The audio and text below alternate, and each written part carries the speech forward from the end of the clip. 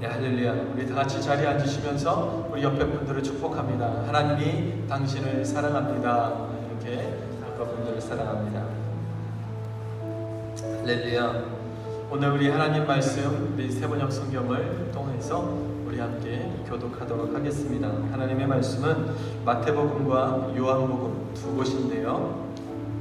먼저 마태복음 28장 1절에서부터 10절 말씀을 읽고, 또 요한복음 20장 19절에서부터 23절의 말씀을 우리 함께 교독하도록 하겠습니다. 제가 한 절, 여러분이 한 절 이렇게 교독해 나가도록 하겠습니다. 앞에 스크린을 또 참고해 주시고 우리 같이 교독하겠습니다. 그럼 제가 먼저 하나님의 말씀을 받들도록 하겠습니다.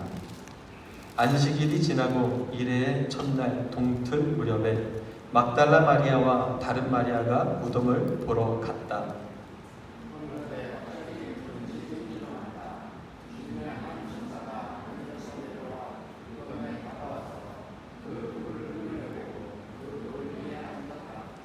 그 천사의 모습은 번개와 같았고 그의 옷은 눈과 같이 희었다.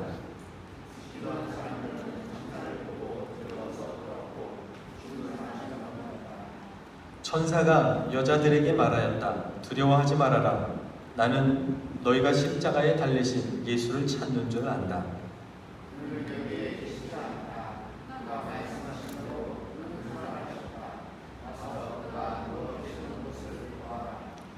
그리고 빨리 가서 제자들에게 전하기를 그는 죽은 사람들 가운데서 살아나셔서 그들보다 먼저 갈릴리로 가시니 그들은 거기서 그를 뵙게 될 것이라고 하여라.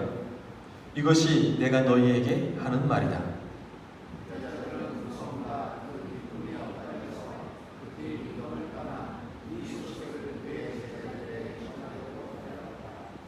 그런데 갑자기 예수께서 여자들과 마주쳐서 평안하냐고 하고 말씀하셨다. 여자들은 다가가서 그의 발을 붙잡고 그에게 절을 하였다.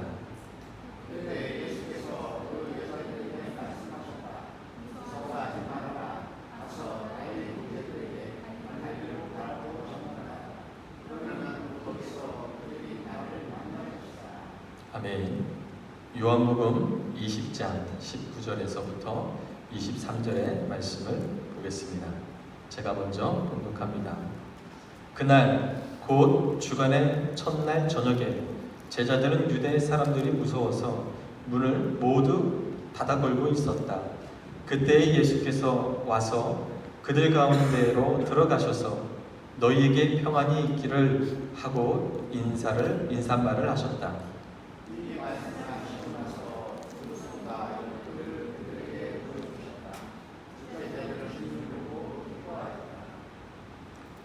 예수께서 다시 그들에게 말씀하셨다. 너희에게 평화가 있기를 빈다. 아버지께서 나를 보내신 것 같이 나도 너희를 보낸다. 이렇게 말씀하신 다음에 그들에게 숲을 풀어주시고 말씀하셨다. 성령을 받아라. 우리 다 같이 합독하겠습니다. 너희가 누구의 죄든지 용서해 주면 그 죄가 용서될 것이요 용서해 주지 않으면 그대로 남아있을 것이다. 아멘. 할렐루야. 살아계신 하나님의 말씀입니다. 오늘 이 말씀이 우리 삶 가운데에 귀한 결단의 그런 씨앗이 되기를 바랍니다. 여러분, 지난 수요일을 시작을 해서 사순절이라고 하는 기독교 절기 가운데 여러 기간 가운데 사순절이 시작이 되었습니다. 여러분, 사순절을 잘 알고 이해하고 있는 그런 분들도 계시고 또 잘 아시겠지만 다시 한번 얘기해보고자 합니다. 사순절은 쉽게 그냥 40일 그 기간을 이야기하는 그런 뜻을 가지고 있습니다. 사순절은 예수님이 부활하신 그 날을 기점으로 해서 40일 전부터 그 뜻은 예수님이 고난받으시고 또 예수님이 십자가를 지시고 이런 고난의 그 순간들을 우리가 같이 묵상하며 또 그 고난의 의미를 되새기며 때로는 금식도 하고 또 기도에 열중하는 그런 시간으로 크리스찬들이 삼고 있습니다. 그러면 이 부활절을 중심으로서 사순절이 정해지는데, 그럼 이 부활절은 어떻게 정해지느냐? 부활절은 유월절을 계산하는 그런 법과 똑같이 우리의 그 음력 달력에 보면 춘분이라는 그런 날이 있습니다. 이 춘분을 기점으로 해서 음력 2월 15일이 되면 그 날로부터 다가오는 일요일이 바로 부활절로 그렇게 여겨집니다. 그래서 올 2024년의 부활절은 춘분이 지난 음력 2월 15일, 이 음력 2월 15일이 3월 24일입니다. 양력으로 보면. 그래서 24일이 주일이기 때문에 그 앞으로 다가오는 주일, 그래서 3월 31일이 올해의 부활주일이 됩니다. 그래서 사순절은 바로 그 부활주일인 3월 31일 다음부터 40일을 세 나가는데, 주일은 빼고 40일을 나아갑니다. 그래서 한 6주 정도가 기한이 있는데 6번의 주일을 뺀, 그러면 이제 그것까지 다 더하면 한 46일이 되겠죠. 그래서 그 앞에 있는 수요일이 바로 사순절의 시작이 되는 시간이 됩니다.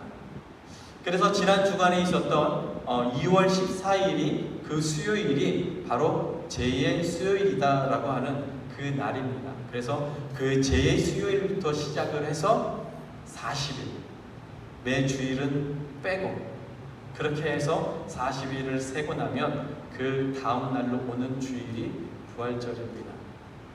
그래서 이 현대를 살아가는 수많은 크리스찬들은 그 40일을 같이 예수님의 그런 십자가를 되새기면서, 그리고 때로는 금식도 하면서 모여서 기도하며 그런 시간을 보냅니다.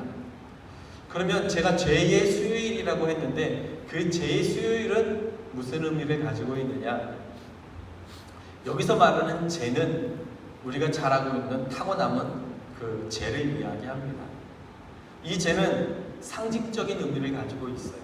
거기에 어떤 막 되게 중요한 그런 것들을 나타내는 것이 아니라 죄가 가지고 있는 그런 상징적인 의미를 들어서 제2의 수요일이다, 이렇게 이야기를 합니다. 여러분, 성경에 보면 우리가 창세기에 하나님이 사람을 창조하실 때 흙으로 창조를 하셨는데, 히브리 원문에 보면 이 단어를 영어로 번역을 했을 때 더스트라고 하는, 먼지라고 하는 그런 단어로서 사용을 해서 표현을 합니다. 그리고 민수기 19장 9절에 보면 이스라엘 백성들이 회개하는 모습, 하나님 앞에 자신의 죄를 뉘우치는 모습을 그릴 때 머리에 죄를 뿌리면서 그 죄 위에 앉아서 기도하는 그런 모습을 나타냅니다. 바로 이 죄는 뭔가 다 타고 더 이상 타고 탈 수 없는 그 남은 것, 모든 불순물들이 다 제하여져서 깨끗하여지는 그런 의미를 가지고 있습니다. 그래서 우리 옛 조상들이 장독에서 장을 담글 때에도 그 숯을 집어넣지 않습니까? 어떤 이 숯이 더러운 것들을 싹 뽑아내고 이물질을 빨아들인다고 해서 그 숯을 집어넣는 그런 문화가 있습니다. 그래서 이 유대인의 그런 의미 가운데 죄는 나의 죄를 씻고 나를 깨끗게 해주십시오 하는 그런 의미를 담고 있다는 거예요. 그래서 사순절이 시작되어지는 이 수요일을 제2 수요일이다, 이렇게 이야기를 합니다. 그리스 정교 교회에서는 해마다 그 종려주일이 있잖아요. 부활주일을 맞이하기 전에 예수님이 예루살렘 입성하는 날인데, 그때 종려나무 가지를 막 흔들면서 호산나 예수님을 찬양하면서 예수님이 예루살렘에 오신 것들을 찬양하는 그날이 있습니다.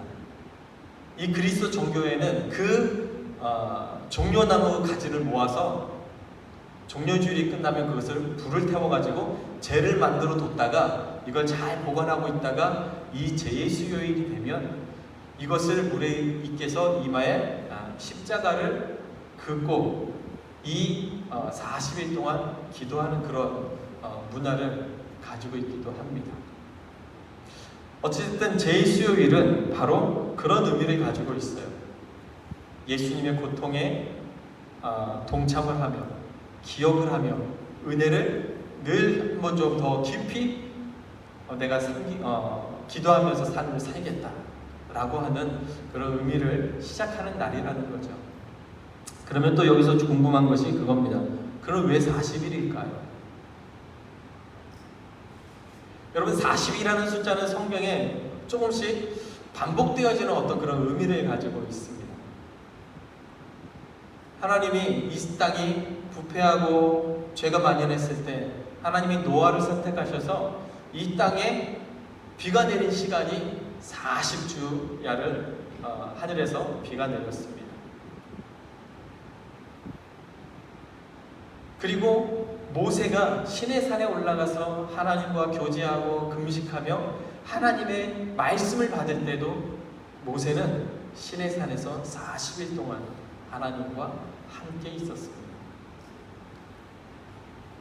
그리고 예수님께서 공생애를 시작하시기 전에도 예수님은 광야에 나가서 40일 동안 금식하면서 하나님과 교제하며 그 사역을 준비하셨습니다. 그래서 이 40이라는 숫자는 우리 크리스찬들에게 뭔가 준비를 하고 하나님과 교제하는 그런 시간으로서 그런 의미를 가지고 있다라고 이야기합니다. 그래서 사순절이라는 이런 숫자를 만들게 되어진 것이죠. 그러면 또 여기서 궁금합니다. 과연 누가 그럼 이 사순절을 만들었습니까? 여러분 이 사순절에 대한 그 기록은 성경에 나와 있지 않습니다.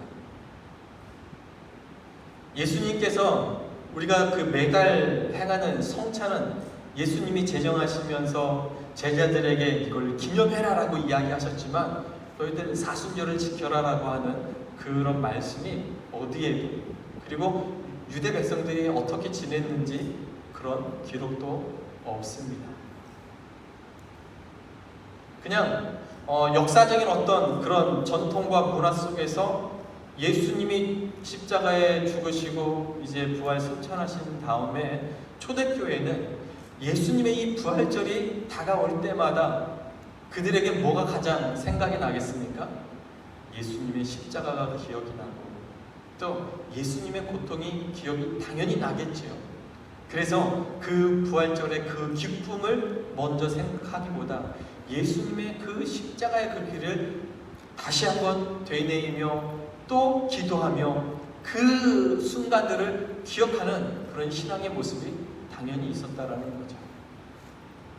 그래서 주후 325년경에 니케아 공동회의라고 하는 유대의 그 최고 이 종교 회의의 권위를 갖는 그 회의에서 325년에 이 날을 제정하기 시작을 한 것입니다.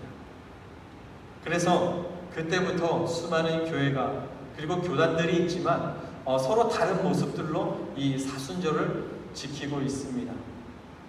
성경에 지키라고 나와 있지 않기 때문에 꼭 지키지 않는다고 해서 문제가 되어지고 그러지도 않습니다. 그래서 이 사순절을 지키는 모습들도 같은 교회이지만 교단마다 다른 모습을 가지고 있습니다. 또 특별히 저희 교회도 이 사순절을 기념하여서 무슨 어떤 행사를 하거나 무엇을 하지는 않습니다. 유대인들이 그리고 초대교회가 했던 것처럼 우리는 부활절 전에 고난주간을 가지면서 그 고난주간에 기도하고 그 고난의 의미를 잘 되새기고 있기 때문에 이런 그 사순절에 대한 그런 절기를 우리가 지키고 있지는 않습니다. 그러나 어찌됐든 중요한 것은 그겁니다. 우리가 예수님의 그 십자가 사건을, 그리고 그 사건을 통하여서 우리가 부활이라고 하는 오늘 말씀처럼 놀라운 사건의 기적과 그 부활의 은혜를 우리가 누리고 있는데, 그 잔치와 같이 놀라운 그 기쁨의 순간을 그냥 길을 지나가다가 잔치가 벌어졌네 해서 그냥 들어가서 그 잔치에 참여할 수 있는 것이 아니라, 그 부활의 잔치에 들어가기 위해서는 먼저 예수님의 고통과 그 십자가의 의미를 다시 한번 되새길 그런 신앙의 필요가 우리 가운데 있다. 그런 것들을 생각하면서 우리는 그 시간을 보내게 됩니다. 여러분, 예수님의 부활은 예수님의 귀한 헌신으로부터 시작되어집니다. 여러분 믿으십니까? 오늘 말씀을 보면 이제 예수님께서 십자가에 죽으셨습니다. 그리고 장사되셔서 무덤에 계셨습니다. 오늘 말씀을 살펴보면 이제 예수님께서 금요일날 십자가에 못 박혀 죽으시고, 그리고 유대인들의 안식일인 그런 토요일, 그리고 안식일이 지난 그 다음 새벽인 우리가 일요일이라고 부르고 지금 예배를 드리고 있는 이 성일에 예수님이 그 이른 새벽에 부활을 하셨다라는 거죠. 그 부활의 순간은 이랬습니다. 지축이 흔들리는 지진과 같은 놀라운 일들이 있었어요. 예수님이 그 부활하시기 전에 그 큰 지진으로 인해서 그 예수님의 무덤을 맡고 있었던 그 큰 돌문도 굴러 내려가고, 그 예수님의 무덤을 지키고 있었던 그 병사들도 그 놀라움과 예수님이 그 부활에서 나타나시고 하는 이 깜짝 놀랄 수밖에 없는 그런 사건들을 통해서 그 병정들도 기절에 쓰러지고 정신을 잃어버린 그런 순간이었습니다. 오늘 본문에 기록하고 있는 것처럼 막달라 마리아와 또 다른 마리아가 예수님의 그 시신과 그 죽음을 다시 한번 기리고 경배하기 위해서 유향을 가지고 그 무덤에 나아갑니다. 그 무덤에 나아가다가 그 지진이 나고 그 땅이 지축이 흔들리는 그런 순간을 접했겠죠. 이 여인들은 깜짝 놀라서, 그리고 그 무덤이 걱정되고 예수님이 시신이 걱정되어져서 이 여인들은 그곳으로 달려갔을 것입니다. 그 달려가는 곳에서 이 여인들은 더 깜짝 놀랍니다. 왜 깜짝 놀랐을까요? 천사를 거기서 보았기 때문입니다. 천사가 그 여인들에게 이야기하십니다. 두려워하지 말아라. 십자가에 못 박았던 그 예수가 다시 살아났다. 너희를 찾으러 온 그 예수가 다시 살아났다라고 이야기합니다.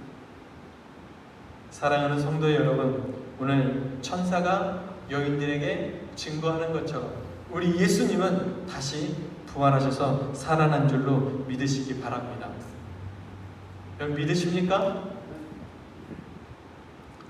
이제 이 여인들은 그 천사가 이야기한 대로 그 무덤을 확인해 봅니다.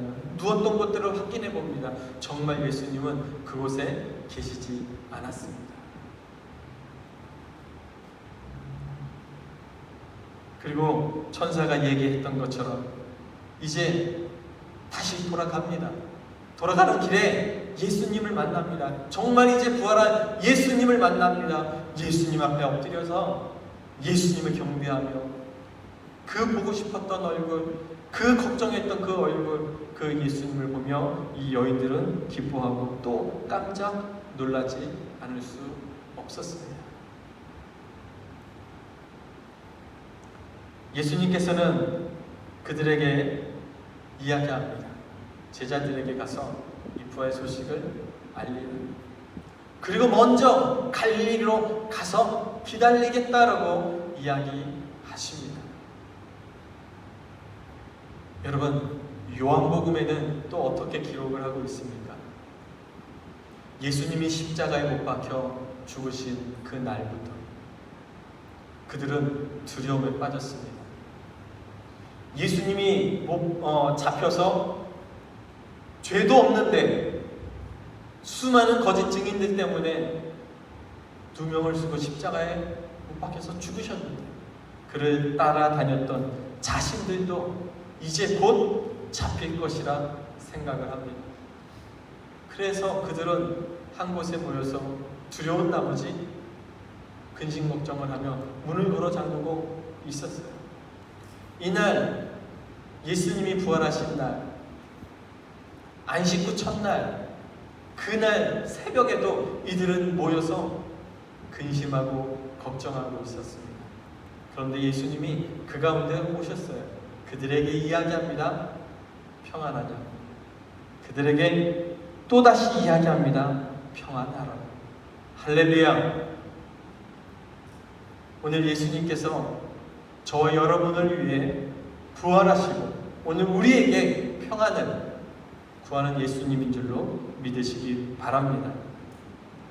여러분, 예수님의 이 부활 사건을 통하여서 우리는 깨닫고 믿어야 할 것들이 몇 가지 있습니다.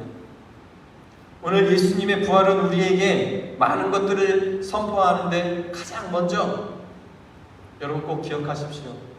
예수님이 하나님이라는 것을 우리에게 선포하고 있습니다. 여러분 믿으십니까? 여러분 믿으십니까? 여러분, 사람은 한번 죽으면 다시 살아날 수 없습니다. 그러나 사람의 생명을, 죽음과 삶을 붙잡고 계신 하나님은 모든 것들이 가능하시기 때문에 하나님은 살리시는 줄로 믿습니다. 예수님은 사역을 하실 때 죽은 나사로를 살리셨잖아요. 그렇죠? 그런데 오늘 예수님께서는 자신 스스로를, 죽었던 스스로를 살리는 놀라운 기적을 일으키십니다. 여러분, 우리가 이 땅에 많은 사람들 가운데 성인이라고 하는 사람들이 있습니다.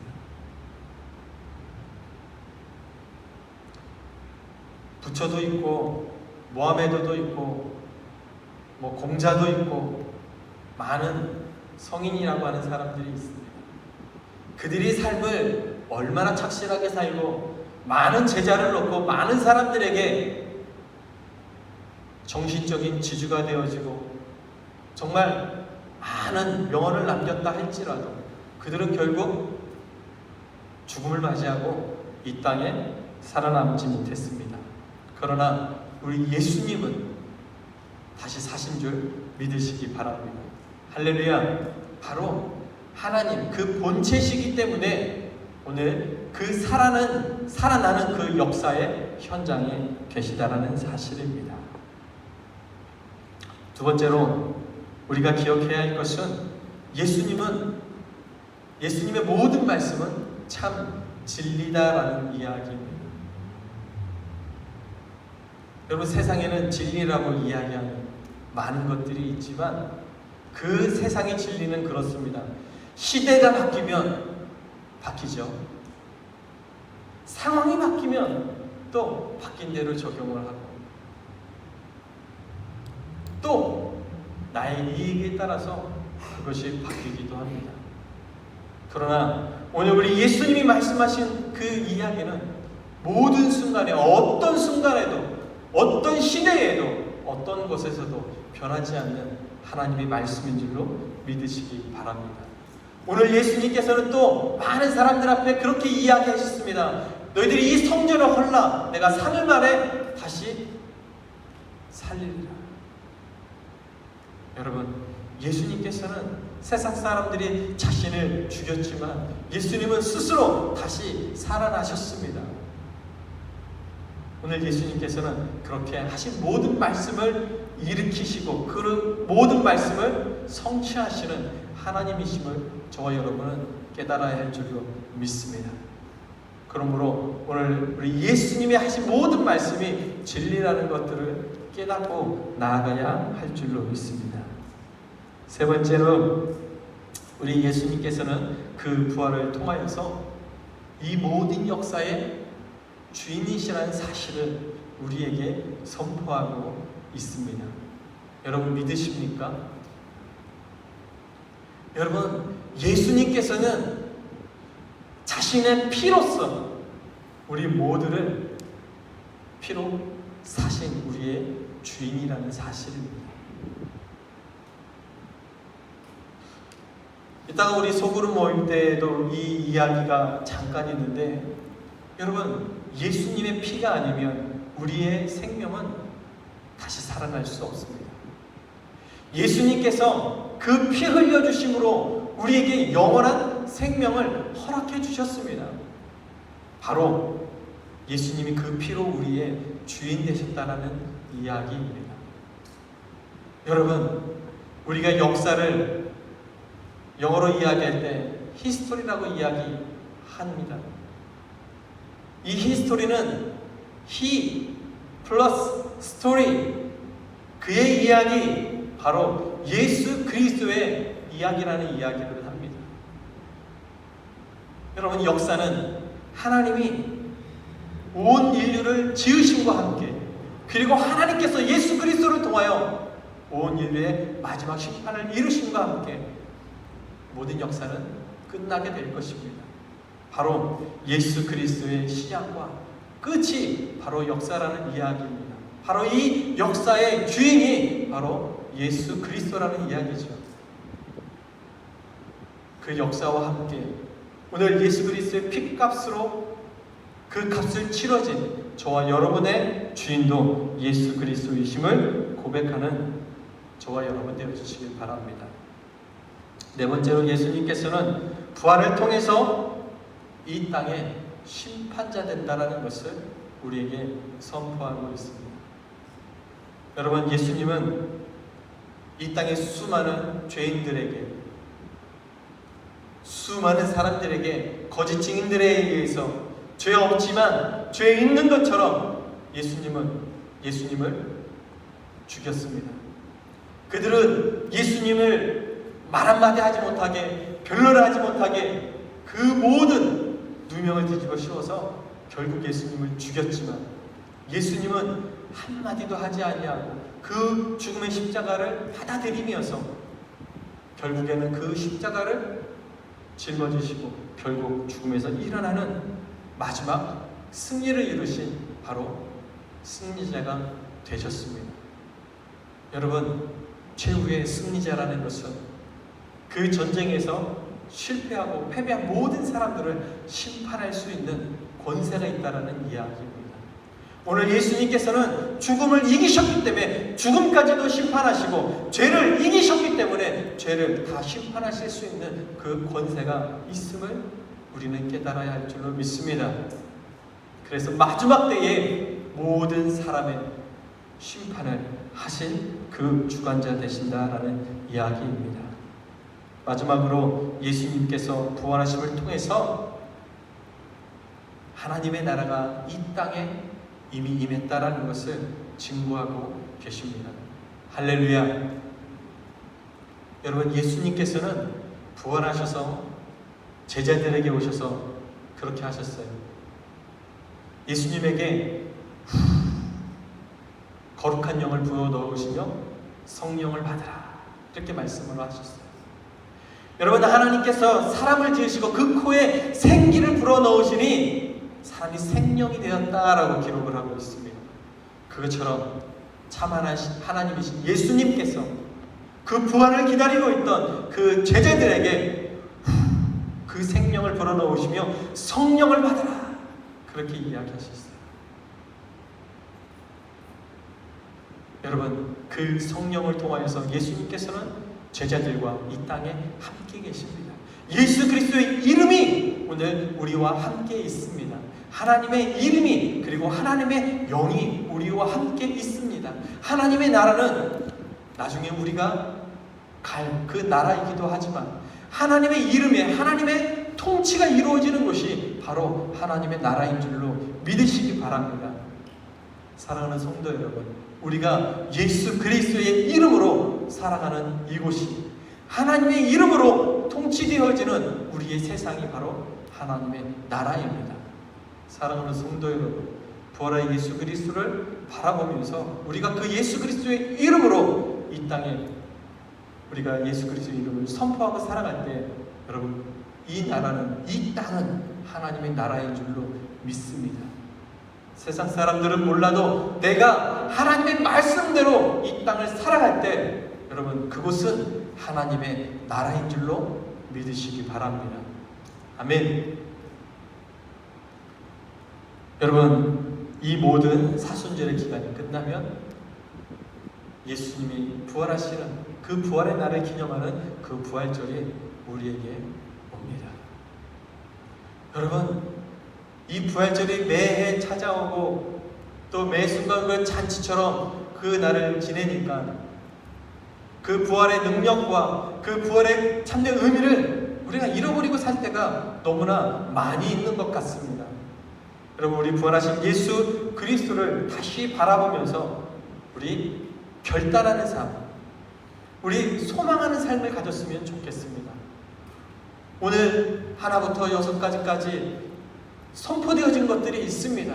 예수님은 하나님이시고, 할렐루야, 진정한 진리이시고, 이 역사의 주인이시고, 심판자이시고, 이 땅의 주관자이시고, 이 땅에 하나님 나라를 이루신 그런 분이라는 것을 우리는 믿고 바라보고 나아가야 할 줄로 믿습니다. 아멘. 우리 이것을 소망한다라고 이야기합니다. 세상 많은 사람들은 물질, 권력, 힘, 더 잘 사는 내일을 소망하지만 우리는 예수 그리스도처럼 부활을 꿈꾸는 그 소망을 우리는 가져야 할 줄로 믿습니다. 여러분, 마지막으로 이런 이야기를 한번 해보고 싶습니다. 여러분, 다니엘 기억하시죠? 다니엘은 제일 암울한 시대를 살아갔던 젊은이였습니다. 남유다가 바벨론의 포로로 잡혀가던 그 1세대에 포로로 잡혀갑니다.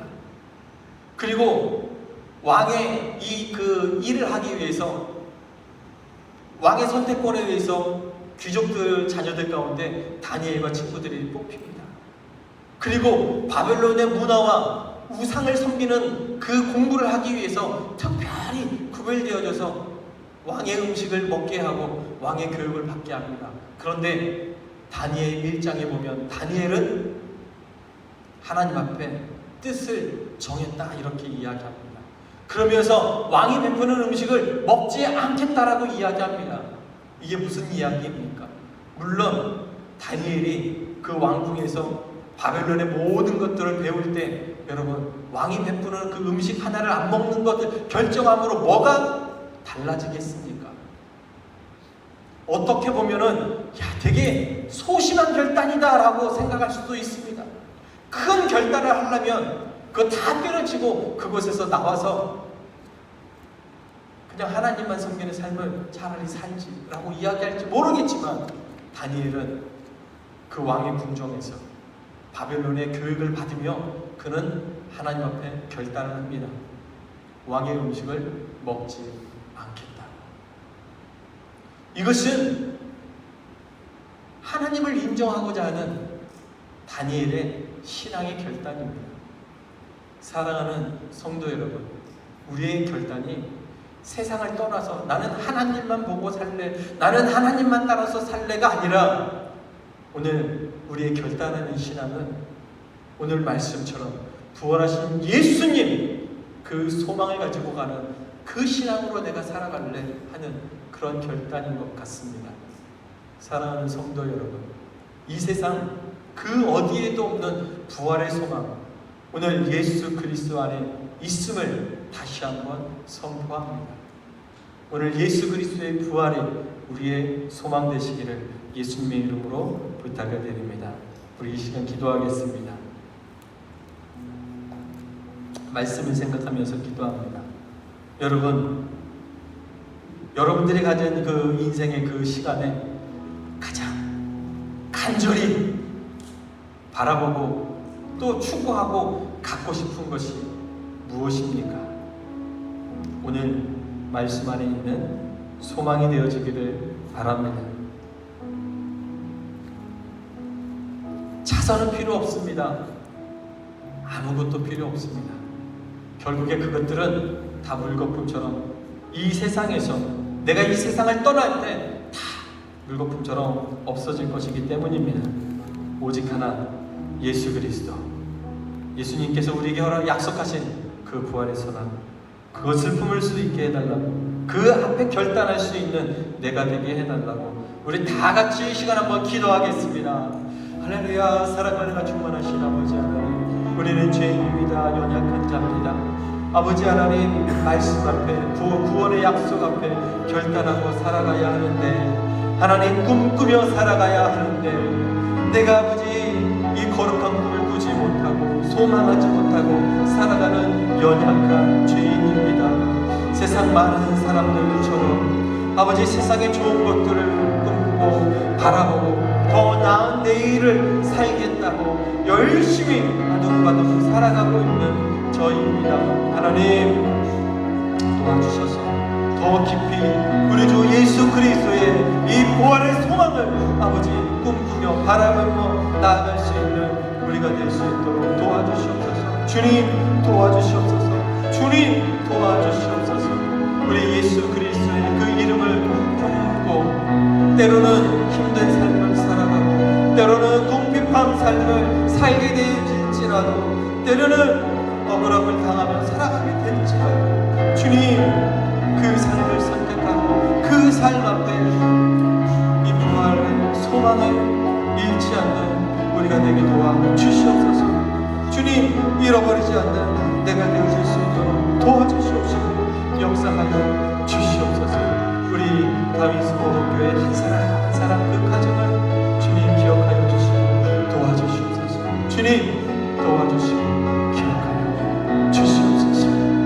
이 모든 말씀 우리 주 예수 그리스도의 이름 받들어 간절히 기도드려옵나이다.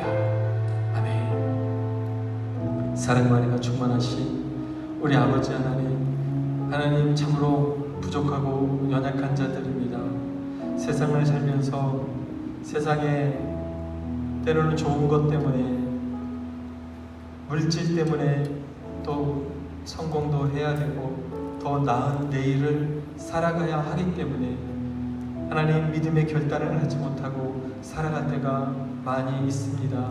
세상 사람들처럼 살아갈 때가 많이 있습니다. 그러나 우리 예수님, 우리 이 한 목숨 정말 귀한 영원한 생명을 주시고자 우리의 주인이 되시고자 그 피를 흘리시고 그 모진 고통을 당하셔서 그 십자가에서 우리를 대신해 죽어주셨습니다. 그리고 사셨습니다. 다시 사셨습니다. 참 하나님이심을 보여주시고 그 모든 말씀이 참된 진리임을, 그 스스로가 진리임을 우리에게 보여주셨습니다. 우리의 주인 되심을, 마지막 그때의 심판자임을 우리에게 보여주셨습니다. 하나님 고백하며 예수 그리스도의 이름 앞에 결단하고 살아가는 저희들이 될 수 있도록 붙잡아 주시옵소서. 이 모든 말씀 우리 주 예수 그리스도의 이름 받들어 기도드리옵나이다. 아멘.